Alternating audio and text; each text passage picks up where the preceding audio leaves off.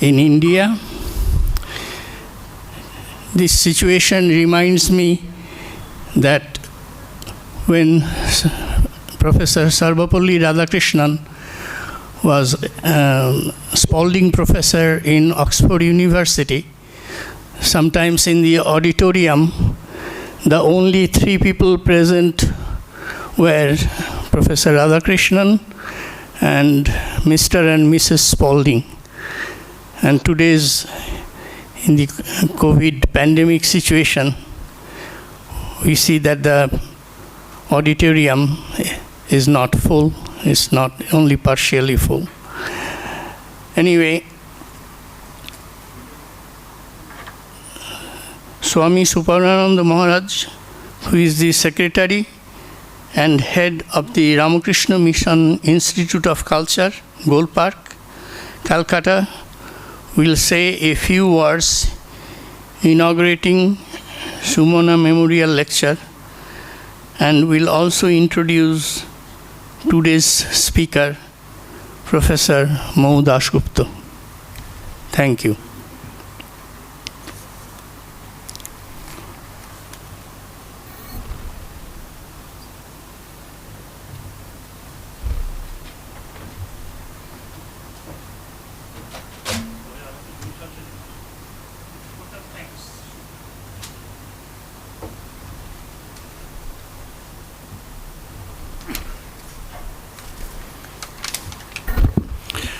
Om Jananing Sharadang Deving Ramakrishnang Jagatgurum Padapadmitayo Sritva Pranamami Muhurmu.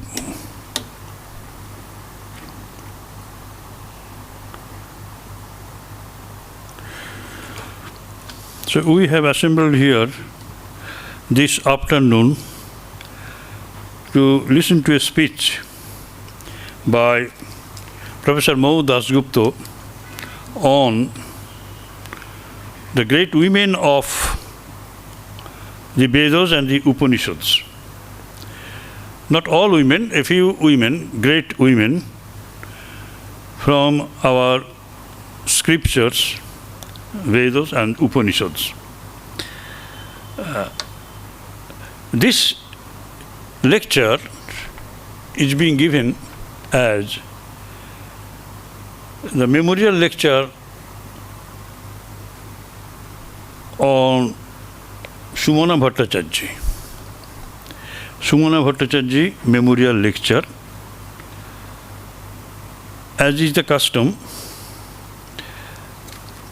I first read out her life sketch, not in full, but just sketch. Sumana Bhattacharya was born in Yangon, as her father was a member of the Indian Foreign Service in Myanmar. She was educated in New Delhi and received her master's in history from the University of Delhi.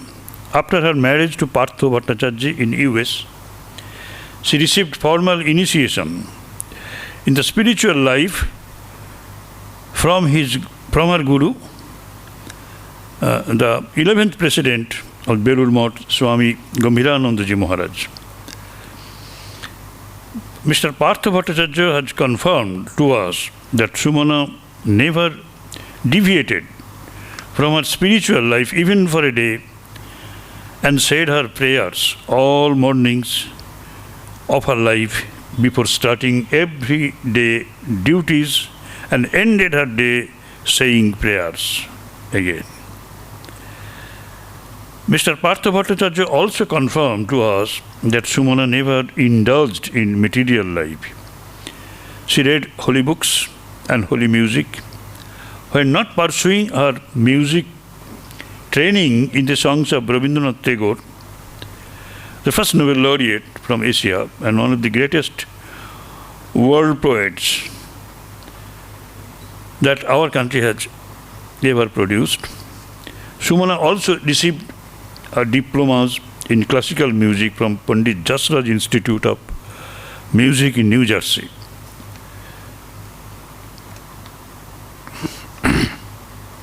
Sumana's Ishta Devata, Sri Ramakrishna Paramahansadev, is considered the last avatar of God, who worshipped in the famous temple of the goddess Kali, with the Holy Mother Sarada Devi on his side at Dakshineshwar or Dakshineshwar in the city of Calcutta. The famous disciple Swami Vivekananda of this divine order, the order of Ramakrishna monks, was also born in Calcutta. The Swami Vivekananda was also born in Calcutta and introduced Hinduism, or the Vedantic concept of divinity of all life, to the US people in 1893, and thereafter for more than 3 years, touring over the entire, or the most part of US. He was speaking there in the World Parliament of Religions in Chicago. Many selfless holy monks have established the Ramakrishna order in over 200 more than 200 spiritual centers throughout the world. Sumana and her husband visited many of these centers. Both of them were so committed, just see.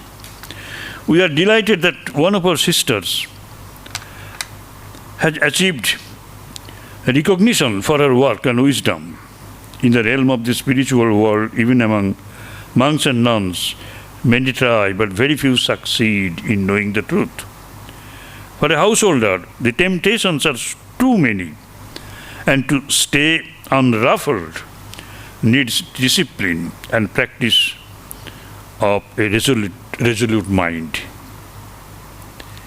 We learn that Sumana performed all her mundane duties admirably, and during the last few years of her life, she composed, scored, and recorded devotional songs. We just played for more than 45 minutes or so from the last album recorded by Sumana, including 2 songs composed and scored by her. They are this newly composed music or the songs of Sumana. Tomai mago diyechi bhar and ki diye tomai pujibo mago.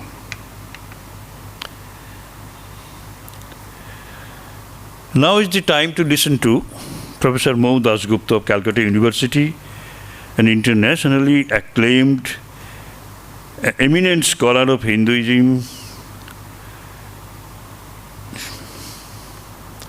She will honor us by delivering the inaugural Sumana Bhattacharya Memorial Lecture in English and in Bengali.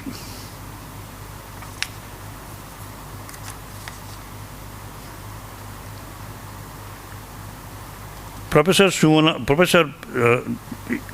Mau Dasgupta, a gold medalist and an Ishan scholar from the University of Calcutta, obtained her PhD in Vedic Studies from Jadavpur University, now a full professor at the University of Calcutta.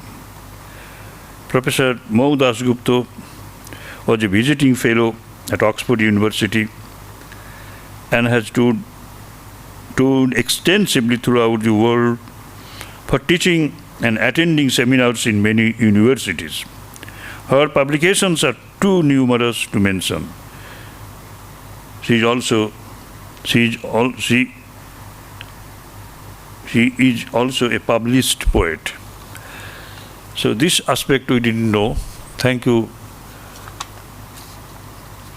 Partho Bhattacharya, for collecting so many information about Professor Dasgupta. We know her to be our very dear sister, and we see her help when you are in need of solving some problems. And she always tries that to be with us. I welcome her in our midst. I welcome the viewers who are on the other side of this globe,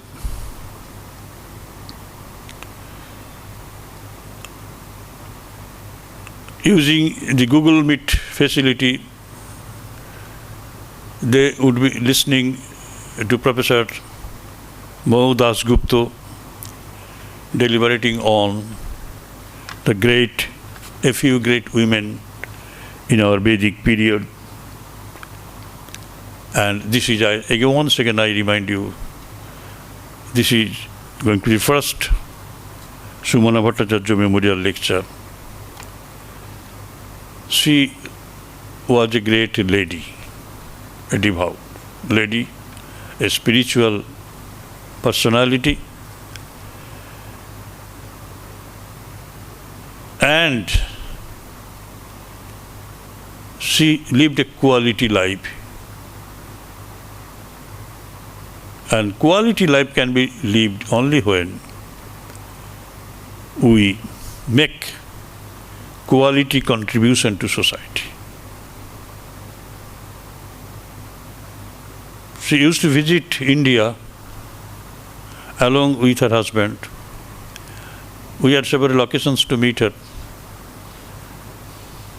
A nice personality, no doubt. She left us at the age of 65, not much. I should say younger still having so much of music in her. And we are that much made poorer.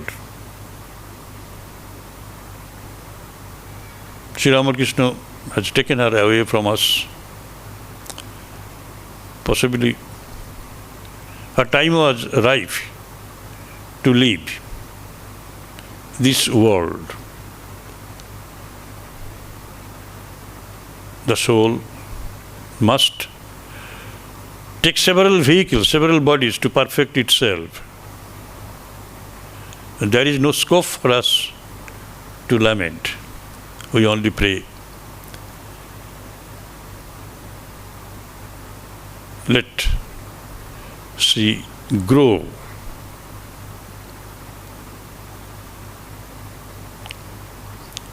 into a fully blossomed,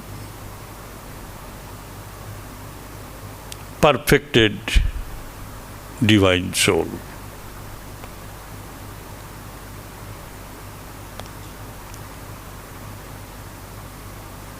With these few words, I request Professor Moh Dasgupta to begin her speech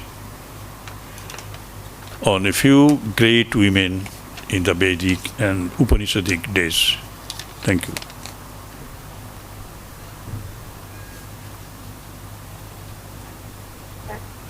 Namaskar. I'm deeply indebted to the Ramakrishna Mission Institute of Culture, Golpark, for their kind help in allowing me to deliver this lecture online. And I must express my gratitude and thanks to Dr. Partha Bhattacharya, who is the sponsor of this endowment lecture, in memory of his beloved wife, Srimati Sumana Bhattacharya, a gem of all women. I feel really proud to be a part of this first endowment lecture that remembers the contribution and the excellence of Mrs. Sumana Bhattacharya, who in the American in the United States has done quite a lot for the spread of Indian wisdom, religion, and spiritualism. So far as I have heard her music, she was indeed a divine soul. And we hope that she is here with us, present in this program, which is dedicated to her memory. The topic of my lecture is a few great women of Veda and Upanishads as related to you by Swamiji, Suparnanandaji Maharaj. My pranam. And I also extend my pranam and wishes regards to Dr. Bhattacharya, who has come such a long way to be present here in the first memorial lecture of his beloved wife. I'm so sorry that I couldn't be there by person to deliver the lecture in the Institute of Culture, since my son has been reported COVID positive for the second time, and he has been released from the hospital just yesterday and is in home quarantine since yesterday. And my ailing mother, she had an attack of COVID corona just 2 months back, so it is not possible for me to go out of the house, and I owe a lot to the management, to the authorities of the Ramakrishna Mission Institute of Culture, Gulpark, Pujyapad Swamiji Suparnanandaji Maharaj, and also to Dr. Bhattacharya to bear it along with me and to provide me to deliver my lecture online. I would like to start my lecture with this Mahamrityunjaya mantra that clears off, wipes away the fear of death that is hanging at present every moment over our mind. And that is the great verse we all know from the Rig Veda. Om Triambakam Yajamahe Sugandhing Pushtivardhanam Urvarukamiva Bandhanat Mrityormukshiya Mamritat. Om. I worship the Triambaka, the great healer, the Soma, the Rudra, with his 3 eyes. And he is of divine fragrance. He is the nourisher of our health. May he relieve us from the death, but never from the immortality. May we be relieved from death as easily as a ripe gourd falls free from its joint. And with this, I start my lecture, which is intended to be delivered in Bangla. But for the international listeners, I should give a summary in English of what I'm going to say today.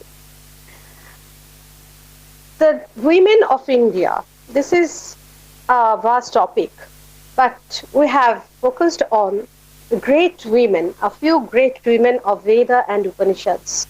The Vedas are the most ancient source of wisdom of Indo-European language and literature.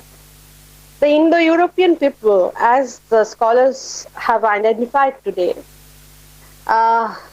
were an ancient race which have no trace left of their original language or culture in its original form.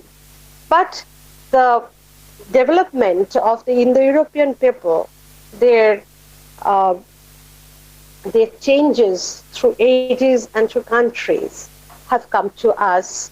We find this group of people, the language and literature of these people, and the religion and the cultural traits of these people preserved in the culture and language and religion of a vast portion of the world, that is in the Kenthum group of languages that includes the Roman Catholic, the Roman, the Celtic, the Germanic, the Gothic, the Greek languages, and also some other languages in the Western world. And the second group of languages comprise the Avestan, the Indo-Iranian, the Indo-Aryan languages we find today.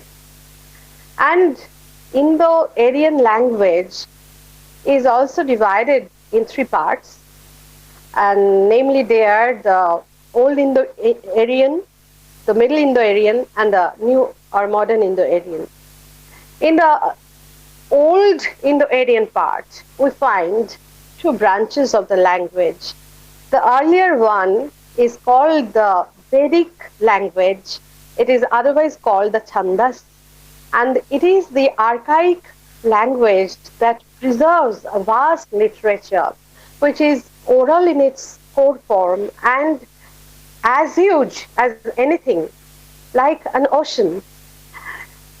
This Vedic literature is mainly divided into four parts: the mantras or Samhitas, the Brahmanas, the Aranyaka, and the Upanishads. The Samhita or mantra part is the earliest part of the Vedas, which portrays the literature of the Vedic time, and it is conventionally reserved by oral tradition. Even today, you may find in India a good many people remembering the Vedas by heart, and in this way, this literature has been preserved at least for 3,500 years across this subcontinent, a vast area. So we may well understand the importance and the value of the teachings of the Vedas, the wisdom. The Vedas, the word Vedas means wisdom. It is the wisdom of ancient Indians. It is reserved in the Samhita, in Brahmana and Aranyaka, as well as in the Vedanta text, that is the Upanishads. Now, for the women of this Vedic age, we have many data and information regarding the women of the Vedic age, since it is the Rig Veda, the foremost of the Vedas, where we find 31 women poetess, seers, women seers, who compose the Vedic hymns themselves and are held as the seers of those hymns till today. Among them, some are not human, they cannot be held as human beings, as some abstract concepts like Medha, Dakshina, Shraddha, Ratri are found there to be the composers of hymns. There are some inanimate objects as well, like Nadi, Laksha, etc., which have feminine gender in their names and making the name as a name of a female. But they can hardly be treated as women of flesh and blood. But apart from them, we may always find at least 14 women who were actually women in flesh and blood who composed the Rig Vedic hymns. And some of them are quite known to us, like Lopamudra, Romasha, Apala, Ghosha, Sikata, Nivavari, Agastya Swasa, and some others, Yami, Imrani of certain hymns. And Today we don't have much time to discuss about all of them, but to discuss at least about 4 of these great Rishikas, namely Lopamudra, Vak, Agastya, Swasa and Apala. I have selected these 4 Rishikas from the Rig Veda because they portray the full womanhood, the concept of womanhood in the ancient Indian concept. The ancient Indians, how did they think of the women as mother, as wife, as intellectual persons, and also as a maiden who is longing for a happy home. These all portrays the society of that time that comprise all kinds of human beings. You cannot label them or identify them with one color. They were real human beings with colors, vibrant, and their wiles and woe, their agony and ecstasy are all preserved in the hymns composed by them, these women seers. And I have taken them up to show how much femininity we find in them, at the same time how much strong personality they had to establish their mark on the society for to last for at least 4,000 years. First you have Lopamudra. She is the wife of the famous sage Agastya, and in her hymn she invokes her husband Agastya in an unhesitating way to mate with her, because she has served him and practiced penance for quite a long time, and it is the time that the husband comes to his wife and performs the duty of the householder.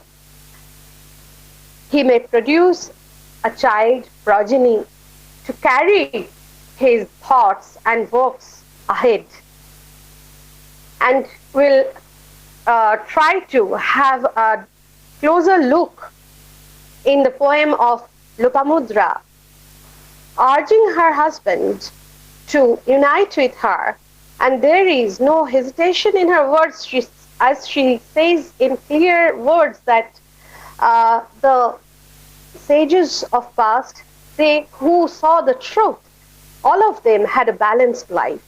They worshipped the truth ultimate, and also they performed their householder's duty. So it is for the Agastya too, the duty, it is his duty to perform, to make a balance between these two lives. Then we'll move to the hymn, the poem of Agastya Swasa, who is the mother of the Bandhu brothers, and who is like any other mother of even today, urging hard to get her son's life back.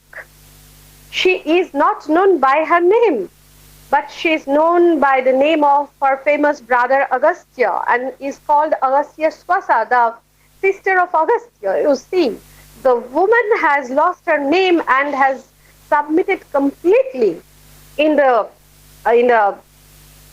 name and fame of her dear brother and sons. But she is there, very much there, as she urges to her God, she invokes her God to make her son alive, who has lost his life in a fatal situation. We'll also visit Apala, the famous maiden, who invokes her god Indra and asks his boon to make her free from the skin disease and give her a sun-like skin, that she may become as bright as the sun, not only in her body but also in her soul. And finally, we'll come to the famous intellectual woman seer of the Rig Veda, who is also seen in the Yajur Veda and also in the Atharva Veda and also in the later Puranic texts.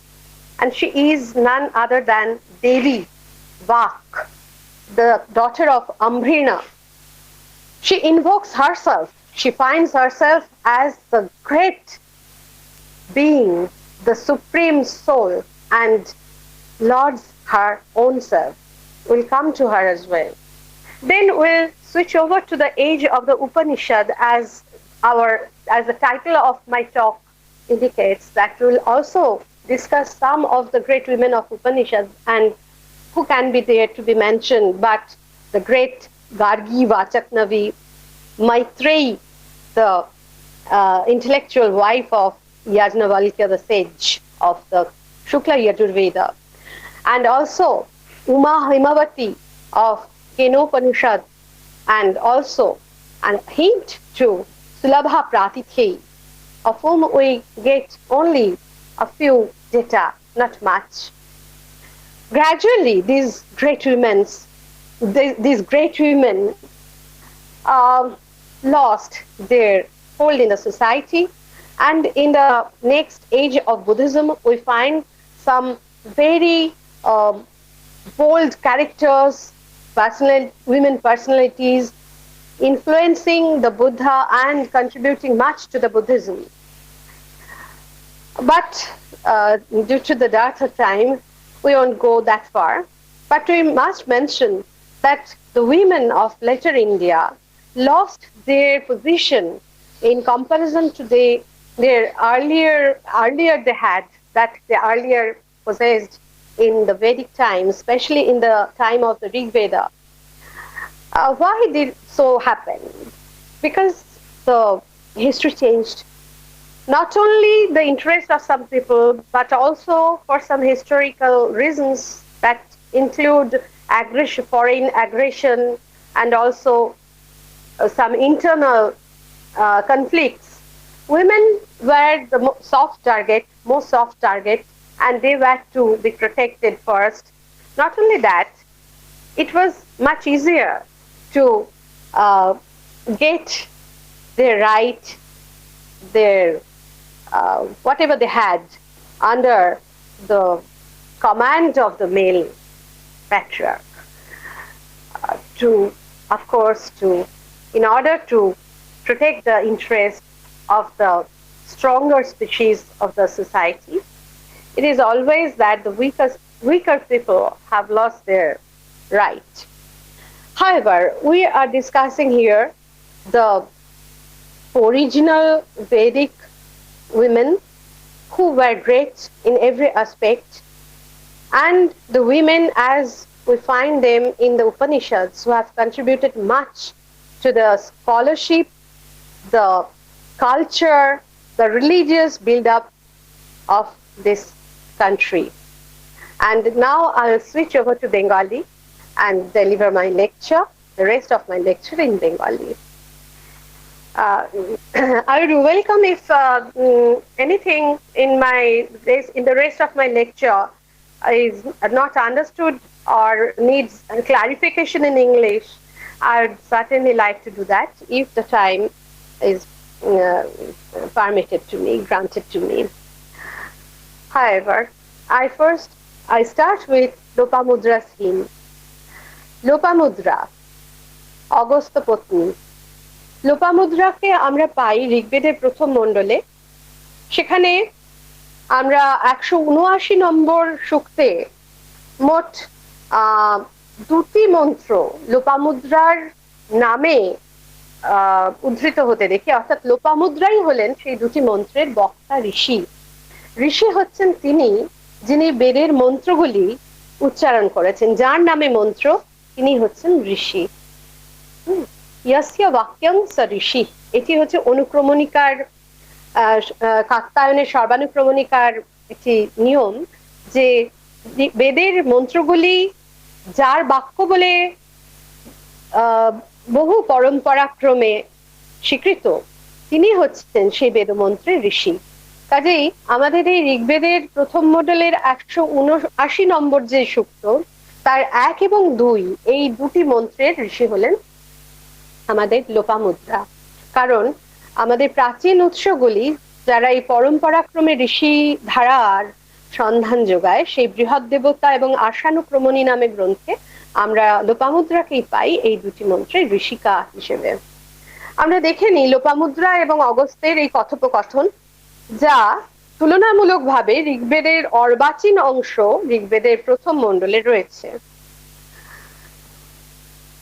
Lopamudra বলছেন, পূর্বীরহং শরদঃ শস্রমাণা দোষাবস্তর বস্তোরুষসো জরয়ন্তি মিনাতি শ্রিয়ং জরিমা তনূনাম আপ্যুনু পত্নীর বৃষণো জগম্যু।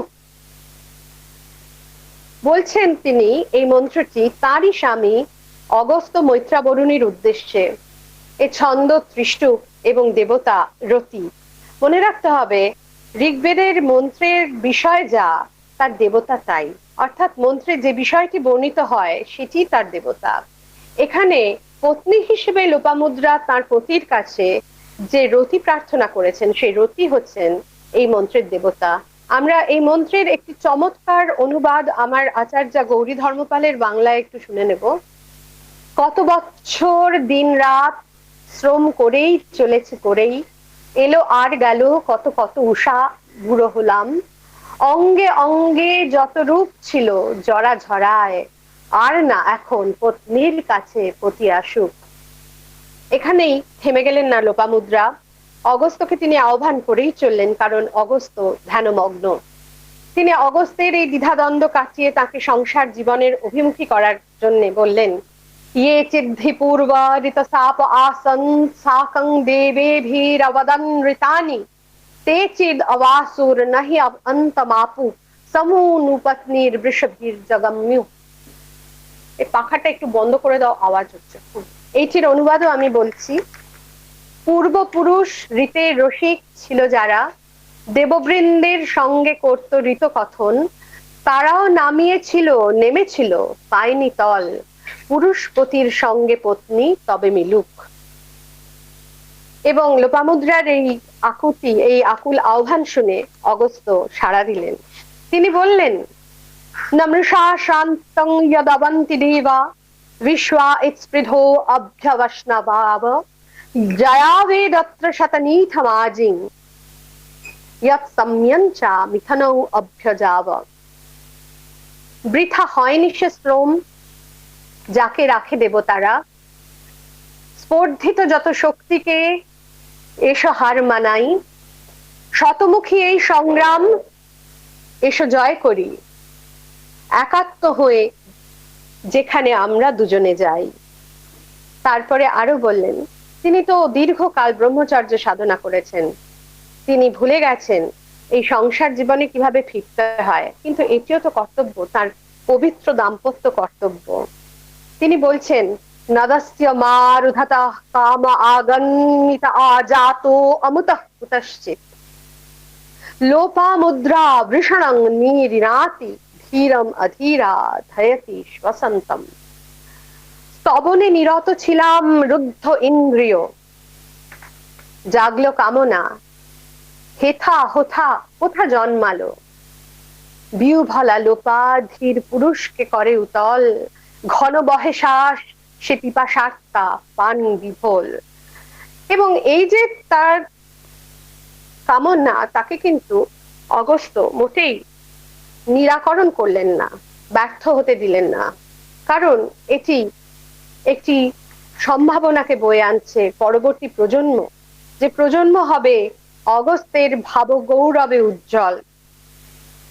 অগস্ত্য এবং লোপামুদ্রার এই কথোপকথনের একটি আমরা চমৎকার সারাৎসার বা ফল পরিণতি শুনতে পাই অগস্ত্যেরই এক শিষ্যের দুটি মন্ত্রে, যে দুটি মন্ত্র এই 6টি মন্ত্রের সূক্তের শেষে সন্নিবিষ্ট হয়েছে। সেখানে বলা হচ্ছে, আমি বাংলাটুকু পড়ছি, এই যে পিছি সোম হৃদয়ের গভীরে তার কাছাকাছি গিয়ে বলছি, ক্ষমা করো নিঃশেষে যা কিছু করেছি পাপ, মানুষের অনেক যে কামনা, যে প্রজা, যে সন্ততি, যে সুবীর্য, খনিত্র দিয়ে খুঁড়তে খুঁড়তে অগস্ত তেজস্বী ঋষি পুষ্টি দিলেন দুবর্ণেই, দেবতার কাছে সব চাওয়া হলো সুপূর্ণ। এই অতি প্রাচীন কবিতার সঙ্গে আমরা মিলে যেতে দেখি আমাদের এক আধুনিক বাংলা কবির কবিতা, ঠিক একই আরতি তাতে প্রকাশিত। এবং এটিও আমার আচার্যা গৌরী ধর্মপাল তার পুরনতুন বেদের কবিতায় দেখিয়েছেন ভারী সুন্দরভাবে। এই কবি আর কেউ নন, স্বয়ং যতীন্দ্রনাথ সেন। তার কবিতাটির নাম হেনপ্রীতি, গ্রন্থটির নাম নিশান্তিকা। কি আশ্চর্য মিল এই দুই কবিতায়, শুনুন। এ বয়সে হেনপ্রীতি কভু নাহি শুনি, বুক পাতি মাগি নয় বুকের আগুনি, ক্ষীণ দিছি ভরি হেরে ধরিয়াছি বুক, ব্যথা বিধুর বলি বলয়ত মুখ। কে জানে কি আছে দুটি জরা ভরা দেহে, জুড়ায় একের দাহ অপরের স্নেহে। এ উহারে দেখে যেন প্রভু দেখে নাই, এই বুঝি শেষ দেখা ভাবে দুজনাই। কে বা কারে আগে ছাড়ে ভয় কাঁপে প্রাণ, নিমিখ না ফুরাইতে যুগ অবসান। কৃষতনু দুরু দুরু ক্ষীণ বাহু ডোরে, দীপ মুখে শিখা যেন মধু নিশি ভরে। বিস্মিত যৌবন জানায় প্রণাম, কবি কহে হেনপ্রীতি এই দেখিলাম। এই আশ্চর্য দাম্পত্য প্রেম, যা পরবর্তী একটি প্রজন্মের মধ্যে সঞ্চারিত হবে, লোপামুদ্রার কবিতা তারই সূচনা করলো। তাকে কি আমরা মনস্বিনী বলবো না? তিনি কি কেবলই কামনায় অধীরা এক রমণী মাত্র? তাহলে তিনি জরাগ্রস্ত হবেন কেন? কেন তিনি তার তপস্যায় নিরত পতিকে স্মরণ করিয়ে দেবেন যে পূর্বে যারা ঋতসাপ ছিলেন, যারা ঋত পেয়েছিলেন, তারাও কিন্তু এই কর্তব্যটি করেছিলেন, এই প্রেমকে তারাও উপভোগ করেছিলেন, কারণ এটিও দেবতার দান। এই আশ্চর্য পরম ধনকে অস্বীকার করা যায় না। এটি আমাদের ঋগ্বেদের এই মনস্বিনী লোপামুদ্রার শিক্ষা, যিনি তার সমস্ত মুদ্রাগুলিকে লুপ্ত করে তার স্বামীর মধ্যে বিলীন হয়েছিলেন। তিনি তার শ্রমে শ্রম, তপস্যায় তপস্বিনী এবং দাম্পত্যে দম্পতি সুযোগ্য সঙ্গিনী হয়েছিলেন। যেমনটি আমাদের আজকে যার স্মরণে আমাদের এই অনুষ্ঠান, সেই সুমনা ভট্টাচার্য ছিলেন। কাজে লোপামুদ্রার কথা বলতে গিয়ে আমার একজন সেরা নারী আজকের দিনে যিনি ঠিক এই কর্তব্য করে গিয়েছেন, সে সুমনা ভট্টাচার্যের কথা মনে পড়া প্রাসঙ্গিক বইটি। এবার আমি আসব নারীর আরেক মূর্তি, যা মাতৃরূপা। পত্নী রূপে লোপামুদ্রাকে পেলাম, পাচ্ছি এবার অগস্ত্য স্পর্শাকে। অগস্ত্য স্পর্শা একজন অদ্ভুত, মানে তার সামান্য একটি মাত্র মন্ত্র আমরা ঋগ্বেদে পাচ্ছি। এই অগস্ত্য স্পর্শা রয়েছেন ঋগ্বেদের দশম মণ্ডলের 60 নম্বর সূক্তের একটি মন্ত্রের দ্রষ্ট্রী হিসেবে। তিনি কে না, তিনি হচ্ছেন বন্ধু ভ্রাতাদের মা। বন্ধু ভ্রাতা, সুবন্ধু, গোপবন্ধু, বিপ্রবন্ধু, শ্রুতবন্ধু, এই বন্ধু ভ্রাতারা ছিলেন পৌরোহিত্য করতেন তারা যে রাজার। তারা একটি বিবাদের ফলে তাদের মধ্যে তার যে বড় পুত্র সুবন্ধু মারা গিয়েছিলেন, এবং রাজা অসমাতির কাছে এই বন্ধু ভ্রাতারা পৌরোহিত্যের কাজ করতেন। তো অসমাতির আর কাছে আরো দুজন পুরোহিত এলেন, তাদেরকে অসুরেরা পাঠিয়েছিল, কিলাতো এবং আকুলি। কিলাতো এবং আকুলি এসে বন্ধু ভ্রাতাদের উপর অভিচার করলেন, তার ফলে একজন বন্ধু মারা গেলেন। এবং এই মৃত পুত্রের জন্য তার জীবন ভিক্ষা করে তার মা অগস্ত্য স্পর্শা তিনি প্রার্থনা করছেন রাজা অসমাতির কাছে। আমরা দেখছি যে এই সূক্তটি 6 নম্বর মন্ত্রে আমরা এই অগস্ত্য স্পর্শার মন্ত্রটি পাই। অগস্ত্যের ভগিনী তিনি বলছেন যে আমার সন্তানকে ফিরিয়ে দিন রাজা। হ্যাঁ, এবং এখানে আর কোনো তার ব্যক্তিগত পরিচয় পাওয়া যাচ্ছে না। আমাদের পরম্পরা জানাচ্ছে যে তার নাম বলতে তিনি অগস্ত্যের বোন, তার নিজের নাম কিছুই ধরে রাখেনি পরম্পরা, যা এত দূর সংরক্ষণ করে ঋগ্বেদ বলুন বা অন্যান্য বেদের একটি বর্ণ, একটি মাত্রা, একটি অক্ষর হারিয়ে যেতে দেয় না, তা কিন্তু সম্পূর্ণভাবে একটি ব্যক্তি মানুষের নাম ভুলে গেল। তার পরিচয় তিনি অগস্ত্যের বোন, এবং তিনি বেঁচে রইলেন তার পুত্রের জন্য আকুল প্রার্থনায়। তার দেবতা হচ্ছেন রাজা অশ্বমাত্রী। প্রসঙ্গত বলতে চাই, এরকম আরো নারী ঋষিরা রয়েছেন যাদের নিজের নাম নেই। যেমন রোমসা বলে এক নারী ঋষির উল্লেখ আমরা পাই ঋগ্বেদের প্রথম মণ্ডলে। রোমসা কিন্তু একটি বিশেষণ, তার নামটি হারিয়ে গেছে। আমরা পাই বসুক্র পত্নী, বসুক্র ইন্দ্রের পুত্র বসুক্র, তার স্ত্রী, তার নাম পাচ্ছি না, ইন্দ্রের বৌমা, এই নামেই তিনি পরিচিত। এরকম আরো পাই ইন্দ্র মাতা, ইন্দ্রের মারা, হ্যাঁ, তারা কারুর মা, কারুর বোন, কারুর স্ত্রী এই নামেই পরিচিত। নিজেদের নাম তারা হারিয়ে ফেলেছেন, কিন্তু তবু তারা শাশ্বত হয়ে রয়ে গেছেন, থেকে গেছেন এই সুবিপুল বৈদিক সাহিত্যে, কারণ তাদের যে আকুতিটি মাতা বা পত্নী বা ভগিনী বা কন্যা হিসেবে, সেটি কিন্তু অমর, তার সমস্ত সময় এবং দেশের বাধা গণ্ডিকে অতিক্রম করে যায়। আমরা অগস্ত্য শশাকে ছাড়া পাই আরেকজনের কথা আমি বলতে চাই, তিনি হলেন যথেষ্ট বিখ্যাত নাম অপালা। অপালার নাম আমরা শুনি।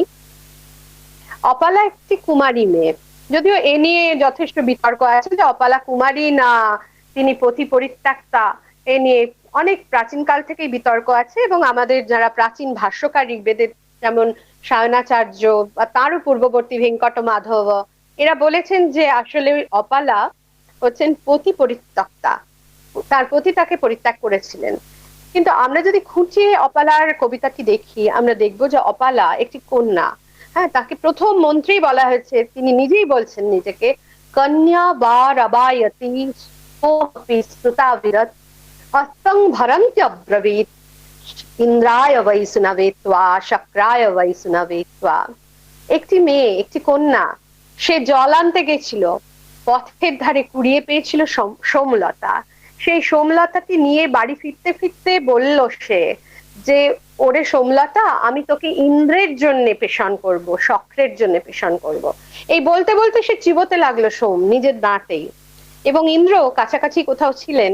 তিনি সেই সোম পেষণের শব্দে আকৃষ্ট হয়ে সেখানে উপস্থিত হয়ে অপালাকে জিজ্ঞেস করলেন যে, আচ্ছা, কাছাকাছি কোথায় সোমরস পেশা হচ্ছে জানো কি? মেয়েটি বলল যে, হ্যাঁ, আমার দাঁতের মধ্যে পেশা হচ্ছে, তুমি যদি পান করতে চাও এখান থেকেই পান করতে হবে। এরপর শুরু হয়ে গেল একটি আশ্চর্য প্রেমের উপাখ্যান স্বর্গের দেবতা এবং মর্তের একটি কন্যা। যে কন্যাটি ছিল ত্বক দোষ দুষ্ট, তার একটি স্কিন ডিজিজ ছিল, এবং সেজন্য নাকি তার বিয়ে হতো না, এই বিয়ে হচ্ছিল না, এরকম আমাদের প্রাচীন টিকাকাররা মনে করেছেন। যদিও আমরা ব্যাপারটা অন্যভাবেও দেখতে পারি, এবং তাই দেখব, আমরা দেখি যে অপালা সেই রকম কুমারী কন্যাদের দলে পড়ে যারা বিয়ে করতে চাইতো না। তাদের বিয়ে নিয়ে একটা আতঙ্ক ছিল, এখনো আছে এরকম কুমারী কন্যারা, এবং সেই আতঙ্কটা একটা বয়ঃসন্ধিকালীন মানসিক জটিলতারই মধ্যে পড়ে, যার উপশমের জন্য তারা ইন্দ্রের তপ করত, এবং ইন্দ্র তাদের রক্ষা করতেন, এবং তারা নিজেদের ইন্দ্রের সহধর্মিণী বলে মনে করতেন। অপালার এই সূক্তটি আমাদের পরবর্তীকালের ভক্তি যুগে, যেখানে মীরাবাই নিজেকে কৃষ্ণের তার পতি হিসেবে কৃষ্ণকে বলছেন, কোনো মানুষকে নয়, তিনি কৃষ্ণকে তার পতি হিসেবে নিচ্ছেন, সেই রকম একটি প্রবাহের ইঙ্গিত যেন তার প্রথম সাক্ষ্য আমরা অপালার সূক্তে পাই, অপালার কবিতায়, যেখানে তিনি বলছেন ইন্দ্রের সঙ্গমামহৈ, আমরা ইন্দ্রের সঙ্গে সঙ্গত হয়েছি। আমরা বললেন কেন? আমরা কথাটি মানে কি অপালা একা নন, তিনি এবং তার মতো আরো অনেক মেয়ে তারা ইন্দ্রকে বিয়ে করেছেন, এটা কেন বললেন? এর একটা ব্যাখ্যা হতে পারে যে সংস্কৃত বা বৈদিক ভাষায় অনেক সময় গৌরবে বহুবচন ব্যবহার হয়, অর্থাৎ একজনকে বোঝাতে বহুবচনের ব্যবহার হলো। এই ব্যবহারটির জন্য অপালা নিজেকেই বোঝাচ্ছেন বহুবচন দিয়ে, এটা হতে পারে। সেটি যেমন পারে, সেরকম এটা হওয়াও অসঙ্গত নয়, অসম্ভব নয় যে অপালার মতো আরো অনেক কুমারী কন্যা ছিলেন সেই সমাজে যারা বিবাহ করতে চাইতেন না, এবং তাদের আরাধ্য পতি হিসেবে তারা স্বর্গের দেবতাকে বরণ করে নিয়েছিলেন, যারই রিফ্লেকশন, প্রতিচ্ছবি আমরা দেখি পরবর্তীকালে মীরাবাইয়ের মধ্যে, এবং আরো এখনো পর্যন্ত এমন কিন্তু বিরল নন, এমন নারীরা বিরল নন আজকের সমাজেও যারা কোনো দেবতাকে তাদের পতি বলে মেনে নিয়েছেন এবং কোনো মানব পতিকে তারা গ্রহণ করেননি। এই বিশুদ্ধ ভক্তিরসের ধারা আমরা অপালা সূক্তের মধ্যে উৎসারিত হতে দেখি। এইটি তার প্রথম নিদর্শন ঋগ্বেদের অপালা সূক্ত। তাই গভীরভাবে মনুষ্যিনী এই নারীকে আমার প্রণাম। এবারে আসছি যিনি অনেকের মতে যে সূক্ত ঋগ্বেদের শ্রেষ্ঠ দার্শনিক সূক্ত, তার রচয়িত্রী, তার দ্রষ্ট্রী বাক আম্ভৃণীর প্রসঙ্গে। বাক হচ্ছেন অম্ভৃণ ঋষির কন্যা এবং তার দৃষ্ট এই যে সূক্ত, যা আমরা বাক সূক্ত বা দেবী সূক্ত নামে জানি, যা ঋগ্বেদের দশম মণ্ডলের 125তম সূক্ত, যেখানে 7টি মোটে মন্ত্র আছে এবং যে সূক্তটি আবার অথর্ববেদেও পঠিত হয়েছে, যার কিছু অংশ যজুর্বেদেও আছে। পরবর্তীকালে চণ্ডী সপ্তশতীতে রয়েছেন, দেবী মাহাত্ম্য পুরাণের দেবী মাহাত্ম্যে তিনি রয়েছেন। এই সব জায়গায় কিন্তু রয়েছেন আমাদের এই বাক, যিনি স্বয়ং সরস্বতীর সঙ্গে পরবর্তীকালে অভিন্ন হয়ে গেছেন। এই বাকের কথা কত বলবো। বাকের মন্ত্রই আমাদের কাছে তাকে জানার একমাত্র প্রধান উপায় যে বাক কেন অনন্যা। প্রসঙ্গত বলে রাখি, ঋগ্বেদের যত কবিতা আছে, যত সূক্ত আছে, এই সব কিছুকে আমাদের প্রাচীন নিরুক্তে 3 রকম ভাগে ভাগ করা হয়েছে। যাবতীয় মন্ত্র 3টি ভাগে বিভক্ত। একটি হচ্ছে পরোক্ষ, একটি প্রত্যক্ষ এবং আরেকটি আধ্যাত্মিক। অর্থাৎ এমন মন্ত্র যেখানে দেবতাকে তিনি, সে এরকম তৃতীয় পুরুষ দিয়ে, মানে প্রথম পুরুষ দিয়ে বোঝানো হচ্ছে। যেমন অগ্নিম ইড়ে পুরোহিতং যজ্ঞস্য দেব মৃত্যুজং হোতারং রত্নধাতমম। অগ্নিকে যজ্ঞ করি, অগ্নির উদ্দেশ্যে যজ্ঞ করি, অগ্নির আরাধনা করি, তিনি হলেন দৈব পুরোহিত, তিনি শ্রেষ্ঠ ধনদাতা। এখানে আমরা অগ্নিকে এই পদটির ব্যবহার পাচ্ছি, যেটি আমিও নয় তুমিও নয়, এখানে দেবতা পরোক্ষ। তাহলে যেরকম মন্ত্রে দেবতা পরোক্ষ, সেই মন্ত্রগুলিকে পরোক্ষকৃত মন্ত্র বা পরোক্ষকৃতা ঋক বলা হয়। এখন এই মন্ত্রগুলি ছাড়াও আমরা পাই এমন ধরনের মন্ত্র যেখানে দেবতাকে সরাসরি মধ্যম পুরুষে ডাকা হচ্ছে। যেমন হে অগ্নি তুমি এসো, যেমন অগ্নে অগ্নে ইয়ং বিশ্বমধ্বরং, অগ্নে ইয়ং যজনমধ্বরং বিশ্বতঃ পরিভূরসি সাই দেবেষু গচ্ছতি। হে অগ্নি, তুমি যে যজ্ঞকে চারিদিক থেকে আগলে রয়েছো, সেই যজ্ঞ অবশ্যই দেবতাদের কাছে যাবে। এই যে কথাটা বলা হলো, এর কিন্তু মূলে রয়েছেন আমাদের দেবতা, তিনি প্রত্যক্ষ রূপে রয়েছেন, তাকে তুমি এবং সম্বোধন পদ দিয়ে ডাকা হচ্ছে। কাজে এই ধরনের মন্ত্রকে বলা হচ্ছে নিরুক্তে, টেকনিক্যালি এরা হচ্ছে প্রত্যক্ষকৃত, যেখানে দেবতা ঋষির কাছে প্রত্যক্ষ গোচর। কিন্তু এই দুরকম মন্ত্র বেশি হলেও অতি বিরল একটি মন্ত্রের দেখা আমরা ঋগ্বেদে পাই, তাকে বলা হয়েছে আধ্যাত্মিক মন্ত্র, যেখানে দেবতা ঋষি নিজেই নিজের স্তুতি করছেন, ঋষি নিজেই নিজেকে দেবতা রূপে স্তুতি করছেন। তার মধ্যে রয়েছেন আমাদের মাত্র ঋগ্বেদে, এত বড় ঋগ্বেদ যেখানে মন্ত্রের সংখ্যা প্রায় 10,555, তার মধ্যে মাত্র 3টি সূক্তে, কয়েকটি মন্ত্রে আমরা এই বিরল আধ্যাত্মিক মন্ত্রের দেখা পাই। তার মধ্যে সর্বপ্রধান এবং শ্রেষ্ঠ হচ্ছে বাগাম্ভৃণীর এই বাক সূক্ত। সেখানে বাক নামে ঋষিকা, তিনি নিজেকে স্তুতি করছেন, বলছেন যে আমি হলাম সেই যে নিজের পিতাকে নিজে জন্ম দিয়েছি। আমি একটু মন্ত্রগুলি পড়তে চাই, শুনুন। যেমন আমি লোপামুদ্রার মন্ত্র পড়েছিলাম, এগুলি আপনারা অনেকেই জানেন, দেবী মাহাত্ম্যর মধ্যে বা এখনো মহালয়া অনুষ্ঠানে এর শেষ মন্ত্র পঠিত হয়, গীত হয়। প্রথম মন্ত্র হচ্ছে অহং রুদ্রেভির্বতুভিশ্চরাম্যহম আদিত্যৈরুত বিশ্বদেবৈ অহং মিত্রাবরুণো ভা বিভর্ম্যহম ইন্দ্রাগ্নি অহম অশ্বিনো ভা। আমি রুদ্র হয়ে, বসু হয়ে, আদিত্য হয়ে, বিশ্ব দেবতা হয়ে বিচরণ করি। আমি মিত্র ও বরুণ উভয় হয়ে উভয়কে ধারণ করি, পোষণ করি। আমি ইন্দ্রাগ্নি এবং অশ্বিদ্বয় উভয়কে আমি ভরণ করি। এই যে এক অসাধারণ আত্মবিশ্বাসের জায়গা থেকে বলছেন ঋষি যে এই সব দেবতাদের আমি ভরণ পোষণ করি, আমি স্বয়ং এই দেবতা হয়ে বিচরণ করি। নিজের মধ্যে এই সব দেবতাকে দেখতে পাওয়া বিরল আধ্যাত্মিক প্রকাশ, এবং সেই প্রকাশ আমরা পাচ্ছি একটি নারী ঋষির মন্ত্রে। তিনি আমাদের প্রাতঃ স্মরণীয়া বাক। দ্বিতীয় মন্ত্রে কি বলছেন? বা বলছেন অহং সোমমাহনসং বিভর্ম্যহং ত্বষ্টারমুত পূষণং ভগম অহং দধামি দ্রবিণং হবিষ্মতে সুপ্রাব্যে যজমানায় সুন্বতে। আমি সেই সোম যাকে আঘাত করতে হয়, পিষতে হয়, সেই সোম রস আমি ধারণ করি।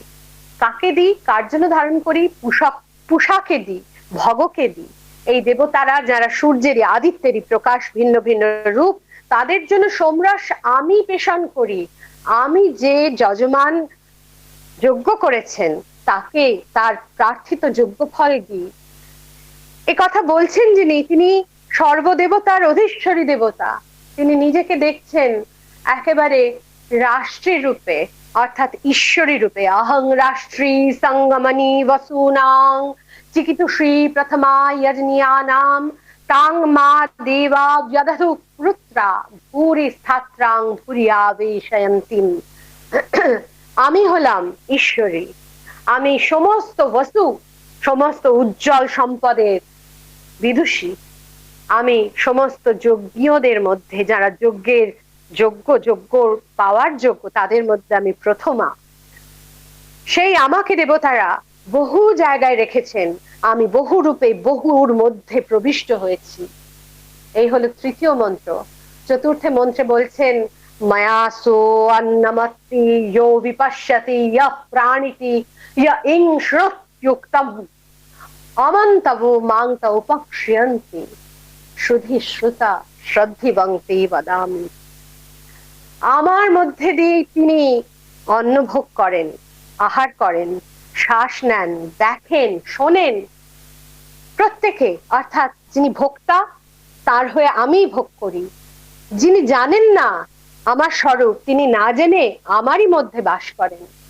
আর এই যে কথাটা বলছি, আমি কোনো পাগলের প্রলাপ বলছি না। হে আমার বিশ্রুত বন্ধু, হে আমার বিদ্বান বন্ধু, শোনো, আমি যা বলছি তা শ্রদ্ধাযুক্ত, তাতে তোমার হৃদয় যোগ করো।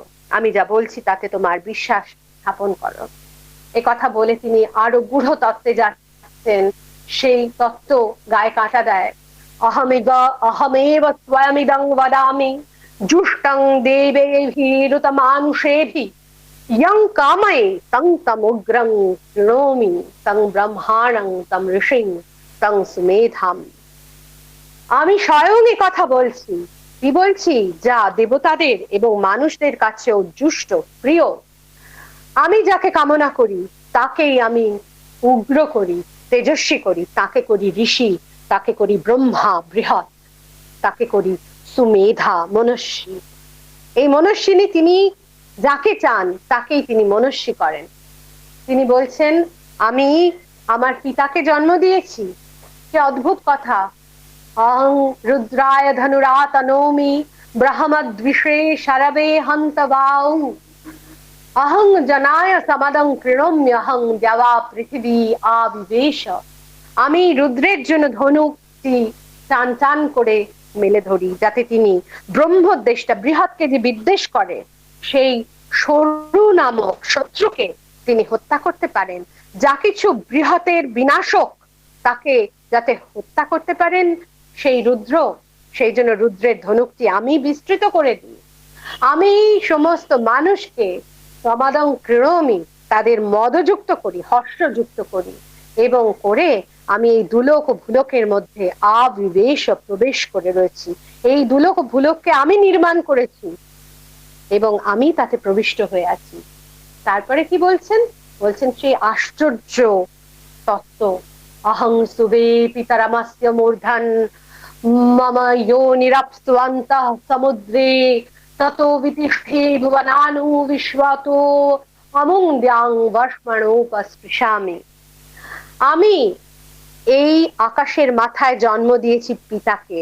পিতাকে না, আমার দেউশ পিতা। এই যে আকাশ আমাদের সকলের পিতা, এই আকাশকে এই পৃথিবীর উপরে জন্ম আমি দিয়েছি। আমি হচ্ছি কারণ রূপ ব্রহ্ম। এবং আমার জন্ম কোথায়? সমুদ্রে অন্তঃ, সেই কারণ সলিলের মধ্যে আমার জন্ম। তত বিতিষ্ঠে ভুবনানু বিশ্বা, সেখানে দাঁড়িয়ে আমি সমস্ত বিশ্ব ভুবনের মধ্যে অনুপ্রবিষ্ট হয়েছি, হয়ে অমুং জ্ঞাম, ওই আকাশকে বর্ষ্মাণা, আমার মাথার তালু দিয়ে উপস্পৃশামি, স্পর্শ করছি। আমার মাথা গিয়ে ঠেকেছে সেই আকাশে, আমার জন্ম সেই কারণ সমুদ্রের গভীরে। এরপর তার সর্বোচ্চ অনুভূতিটি প্রকাশ করছেন সেই বিখ্যাত মন্ত্রে, अहमेव वात इव प्रवाम्यारभमाणा भुवनानि विश्वा परो दिवा पर एना पृथिव्यै तावती महिना संबभूव। আমি বয়ে চলেছি হাওয়ার মতন। আমি বিশ্ব জুড়ে বিশ্ব ভুবনকে বুকের কাছে আঁকড়ে ধরে হাওয়ার মতন অনন্তকাল বয়ে চলেছি। ছাড়িয়ে ভুবন, ছাড়িয়ে ও দুলোক, আমি নিজের মহিমায় এতখানি হয়েছি। এতাবতী মহিনা সংবভূব, মহিনা আমার নিজের মাহাত্মে আমি এতাবতী এতখানি হয়েছি। এই হচ্ছে শ্রেষ্ঠ আত্মদর্শন। এর পরে আর কোনো কথা নেই। আমি নিজেকে দেখছি সর্বভুবনে ব্যাপ্ত একমাত্র তত্ত্বরূপে। আমি, আমার মধ্যে সব, এবং যা কিছু দুই তা আসলে আমি। দুয়ের মধ্যে তুমিও যা, আমিও তা, আমিও যা, তুমিও তা। এই আধ্যাত্মিক অনুভূতির চূড়ান্ত স্থানে যিনি আমাদের পৌঁছে দিয়েছেন, ঋগ্বেদের সেই মনুষ্যিনী ঋষিকা হলেন বাক আম্ভৃণী। তিনি অম্ভৃণ ঋষির কন্যা, আম্ভৃণী বাক, তাকে আমাদের প্রণাম। এরপরে চলে আসি উপনিষদের যুগে। বেশি কথা বলার নেই, কারণ সেখানে তথ্য খুবই অপ্রতুল। আমরা গার্গী বাচক নবীর কথা পাই। তিনি ছিলেন এক ব্রহ্মবাদিনী, অর্থাৎ তিনি বিবাহ করে সংসার ধর্ম পালন করেননি। তিনি বেদাধ্যয়ন করতেন এবং নানান জায়গায় যেগুলো বিদথ ব্রহ্মদ্য, অর্থাৎ বেদ সম্পর্কে যে সমস্ত বিবাদ হতো, বাদ হতো, বিতর্ক সভা হতো, সেখানে তিনি অংশ নিতেন। তিনি স্বয়ং যাজ্ঞবল্ক্যের সভায় উপস্থিত থেকে যাজ্ঞবল্ক্যকে ব্রহ্মতত্ত্ব নিয়ে প্রশ্ন করেছিলেন। তিনি আমাদের প্রাতঃস্মরণীয়া সেই গার্গী বাচক নবীর অসাধারণ মনস্বিতাকে আমাদের প্রণাম। আমরা আসি মৈত্রেয়ীর কথায়। এই মৈত্রেয়ী যাজ্ঞবল্ক্যের পত্নী। যাজ্ঞবল্ক্যের দুই স্ত্রী কাত্যায়নী, তিনি ত্রিবুদ্ধি সম্পন্না। ত্রিবুদ্ধি সম্পন্না বলতে কোনো হেয় করা হয়নি কাউকে। তিনি এই জগৎ সংসারের এই সংসারকে তো ধরে রাখতে হবে। কাত্যায়নী মা তার আদরে, তার যত্নে যাজ্ঞবল্ক্যের বিরাট তপবনকে ধরে রাখতেন। কিন্তু যখন বানপ্রস্থে যাবার সময় হলো, যাজ্ঞবল্ক্য ভাবলেন আমার যা কিছু সম্পদ আমার দুই স্ত্রীর মধ্যে ভাগ করে দিয়ে যেতে হবে, যাতে পরে না কোনো বিবাদ হয়। মনে রাখতে হবে যাজ্ঞবল্ক্য ঋষি, তিনি যেমন ঋষি তেমনি সংসারীও বটে। এই জন্য তিনি ব্রহ্মর্ষি। তিনি একাধারে সংসার ধর্ম পালন করেছেন। সেখানে তিনি বলছেন যে এই ব্রহ্মোদ্যতে এসেছি, এই কূটতর্কের নিরসন করতে আমি জনকের সভায় এসেছি, কারণ এই প্রশ্নের উত্তর দিতে পারলে 1000টি স্বর্ণশৃঙ্গ গাভী পাওয়া যাবে। এবং যেমন আমরা ব্রহ্মতত্ত্ব আমি জানতে চাই, আমি জানি, সেরকম গো কামা বয়ম, এই গাভীগুলিকেও আমি পেতে চাই। তাহলে শুধু ব্রহ্মতত্ত্ব নয়, এই জগতে বেঁচে থাকতে গেলে যে পার্থিব বুদ্ধির প্রয়োজন, সেইটুকু আমার প্রয়োজন। যাজ্ঞবল্ক্য এই দুই বুদ্ধির এক বিরল সম্মেলন। তার সেই পার্থিব বুদ্ধি, তার প্রথমাশ্রী কাত্যায়নী যেন তার একটি মূর্ত প্রতীক, এবং তার যা কিছু ধন সম্পদ, জাগতিক যা কিছু, ঐহিক যা কিছু যা প্রয়োজন এই পৃথিবীর জন্য, তা তিনি কাত্যায়নীকে দিয়ে যেতে চান। আর মৈত্রেয়ী বললেন যে না না, ওই ধন সম্পদে আমার আগ্রহ নেই। ইয়ে নাহং নামৃতা শ্যাম কিমহং তেন করিয়াম, আমি যা দিয়ে অমর হব না, তা দিয়ে আমি কি করব? ওই ধন সম্পদে আমার আকাঙ্ক্ষা নেই। ঠিক যেমন বলেছিলেন নচিকেতা যমকে, যে যা দিয়ে আমি অমৃতকে পাবো না তা দিয়ে আমি করব কি? তুমি আমাকে ওই রথ দিচ্ছ, অপ্সরা দিচ্ছ, ধন সম্পদ দিচ্ছ, এসবে আমার কোনো প্রয়োজন নেই যম, আমাকে সেই আত্মতত্ত্বটি বলো, আমি সেইটি জানতে চাই। ঠিক নচিকেতার মতন মৈত্রেয়ীও বলেছিলেন, আমি যা দিয়ে অমৃতকে লাভ করব সেইটি আমাকে বলুন। এবং যাজ্ঞবল্ক্য তাকে পরম প্রেমে, পরম স্নেহে এবং পরম সৌহার্দ্যে সেই আত্মতত্ত্ব ব্যক্ত করলেন। বৃহদারণ্যকোপনিষদের একটি অনবদ্য এবং অবিস্মরণীয় অংশ হচ্ছে মৈত্রেয়ী ব্রাহ্মণ। সেই মৈত্রেয়ী ব্রাহ্মণে যাজ্ঞবল্ক্য মৈত্রেয়ীকে ব্রহ্মের উপদেশ দিয়েছেন, সেই পরব্রহ্ম কি মৈত্রেয়ীর কাছে তা ব্যক্ত করেছেন। তাহলে মৈত্রেয়ী সেই মনস্বিনী নারী যিনি এই ব্রহ্মজ্ঞান লাভের অধিকারিণী। আমাদের প্রাচীন ভারতে কিন্তু জ্ঞান লাভের জন্য চারটি জিনিস দেখা হতো। একটি হচ্ছে বিষয়, একটি হচ্ছে তার প্রয়োজন, বিষয় এবং প্রয়োজনের মধ্যে যে সম্পর্ক, এবং তার অধিকারী। ও অনধিকারীর কাছে বিদ্যা দান করতে নেই। ব্রহ্ম জ্ঞানের মতন, ব্রহ্ম বিদ্যার মতন পরম বিদ্যা, এই পরাবিদ্যা, তাহা অনধিকারীকে তো দেবেন না যাজ্ঞবল্ক্য। মৈত্রেয়ী তার যথার্থ অধিকারিণী বলেই মৈত্রেয়ীকে তিনি দিয়েছিলেন। আর পাই আমরা আরেকজনের নাম করে আমি আমার আজকের বলা শেষ করব। তিনি সুলভা প্রাতিথেয়ী। সত্যি বলতে কি কোনো উপনিষদে আমরা পরিষ্কারভাবে তার নাম পাই না, কিন্তু যে যজুর্বেদ এবং ঋগ্বেদের যে ঋষি পরম্পরা, সেখানে আমরা সুলভার উল্লেখ পাই। এই সুলভার সম্পর্কে আমরা একটু উল্লেখ পাই পরবর্তীকালে মহাভারতের মধ্যে। কারণ বেদের বর্ণিত বিভিন্ন কাহিনী এবং প্রায় অস্পষ্ট কাহিনী সূত্র পল্লবিত হয়ে ধরা দিয়ে রয়েছে মহাভারত এবং পুরাণের মধ্যে। সেখানে আমরা সুলভাকে পাই। তিনি একজন মনস্বিনী তপস্বিনী, তিনি যোগিনী, তিনি ব্রহ্মতত্ত্বের জ্ঞানের আশায় নানান জায়গায় পরিভ্রমণ করতে করতে জনকের রাজসভায় এসেছিলেন।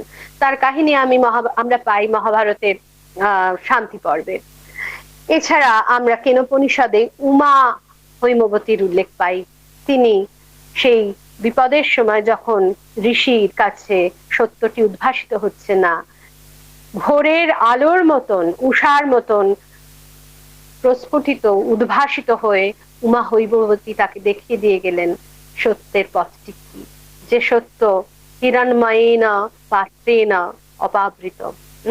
সেই তার মুখটি অপাবৃত করে হিরণ্ময়েন পাত্রেণ, হিরণ্ময় পাত্র দিয়ে ঢাকা আছে, পিহিতং সত্যস্য মুখম, পুষাদ যেটিকে উন্মুক্ত করে আমাদের দেখান, উমা হৈমবতী সেই কাজটি করেছিলেন। আমরা এই মনস্বিনী নারীদের কথা মনে করে আজকে আমার এই বক্তব্য শেষ করব। সবাইকে অনেক ধন্যবাদ এবং প্রণাম। আমাদের সুমনা দেবী, তার পুণ্যাত্মার জন্য আমার প্রণাম, মহারাজকে প্রণাম এবং নমস্কার এবং সহ অনুভূতি ডক্টর পার্থ ভট্টাচার্যের জন্য, যিনি তার প্রিয়তমা পত্নীর জন্য এই বিপদের সময়ও সুদূর আমেরিকা থেকে কলকাতায় ছুটে এসেছেন, এই বক্তৃতাটির আয়োজন করেছেন। এবং আমি তার কাছে করজোড়ে ক্ষমা প্রার্থী। তার আশাটি আমি নিজে উপস্থিত থেকে পূরণ করতে পারিনি, কিন্তু এখন তো আমাদের প্রযুক্তির সঙ্গে চলার দিন, কাজে প্রযুক্তির মাধ্যমে একেবারে ওই নেই মামার চেয়ে কানা মামা ভালো। তাই একটু হলেও আপনাদের কাছে পৌঁছতে পারলাম, এই ভারতের মনস্বিনী নারীদের কথা বলতে পারলাম। কতটা বলতে পেরেছি জানি না, কিন্তু এইটুকু আমার নিবেদন। নমস্কার।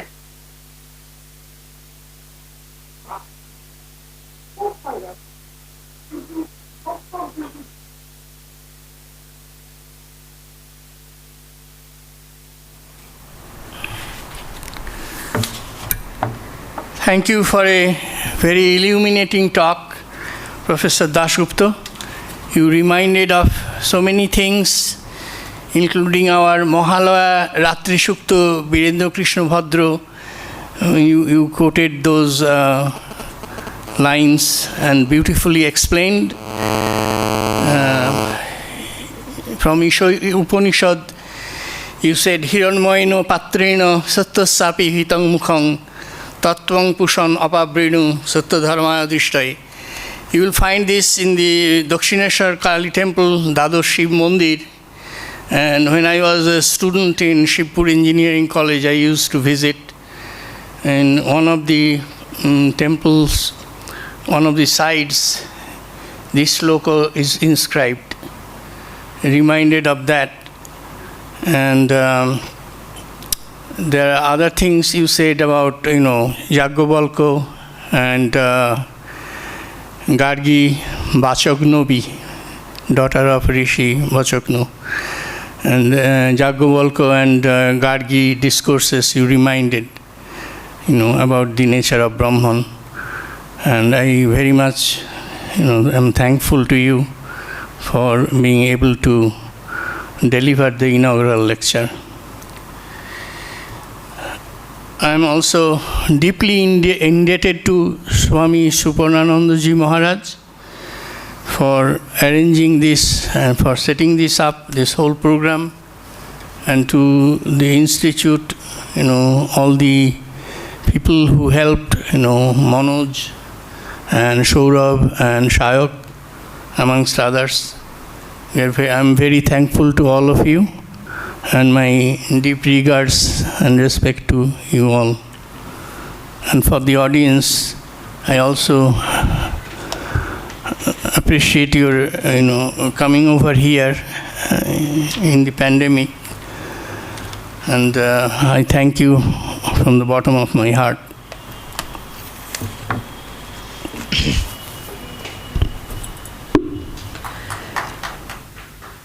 নমস্কার।